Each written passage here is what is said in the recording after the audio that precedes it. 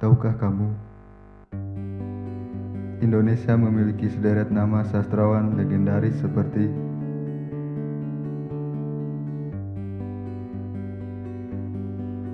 Chairil Anwar, si binatang jalang sastrawan angkatan 45, yang terkenal akan karya puisinya, Aku.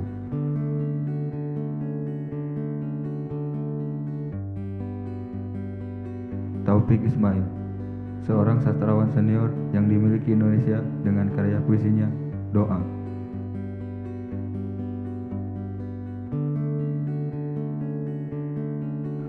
W.S. Rendra,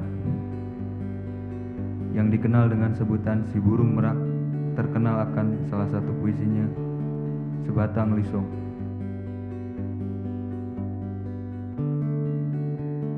Tapi tahukah kamu, ada salah satu sastrawan sekaligus aktivis yang gencar memperjuangkan hak-hak rakyat tertindas.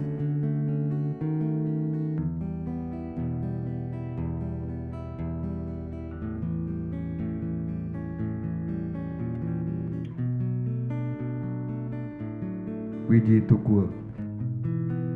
Wiji Tukul yang bernama asli Wiji Widodo, lahir di Surakarta 26 Agustus 1963. Lahir di keluarga tidak berkecukupan membuat ia tidak menjadi orang yang pesimis. Justru ada optimisme hidup di dalam dirinya.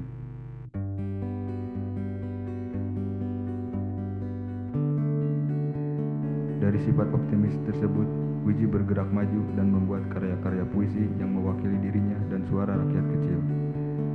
Sejak SMP, Wiji Tukul sudah menyukai puisi. Semangat berpuisinya tumbuh perlahan bersama dengan keadaan sosial di sekitarnya. Hingga akhirnya ia dewasa, memaksa ia untuk membuat karya-karya puisi yang menentang ketertindasan dan perlawanan pada zaman tersebut.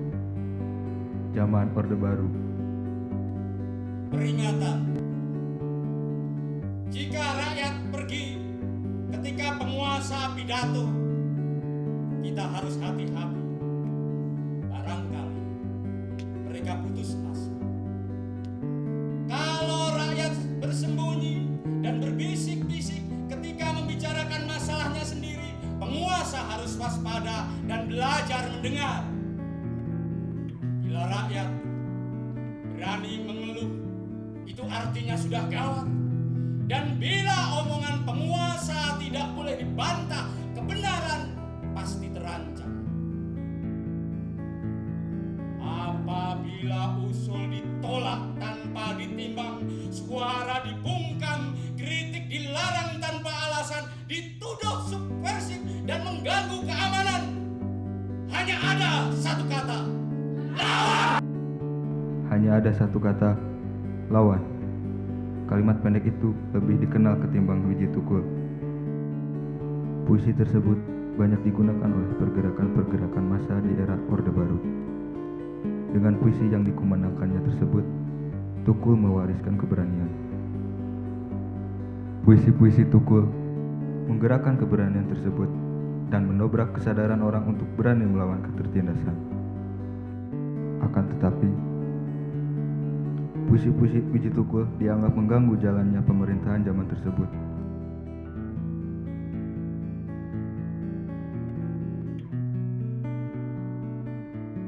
Hingga akhirnya Tukul diburu oleh pemerintahan zaman tersebut dan memaksanya untuk bersembunyi di hampir seluruh penjuru daerah di Indonesia.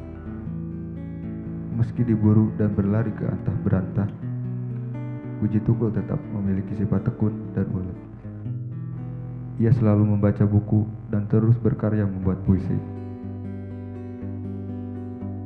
Setelah terus berlari dan terus diburu oleh pemerintahan pada masa itu, Wiji Tukul tidak terdengar lagi kabarnya. Hilang entah kemana. Kuat dugaan menjadi salah satu korban praktik penghilangan paksa oleh rezim Orde Baru. Meski hilang sampai sekarang tidak terdengar lagi kabarnya,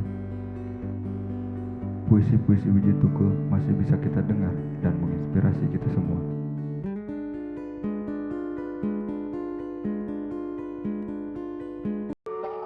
Aku masih utuh dan kata-kata belum binasa. Aku bukan artis pembuat berita.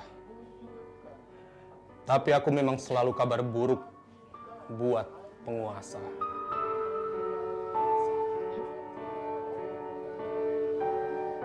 Puisiku bukan puisi, tapi kata-kata gelap yang berkeringat dan berdesakan mencari jalan.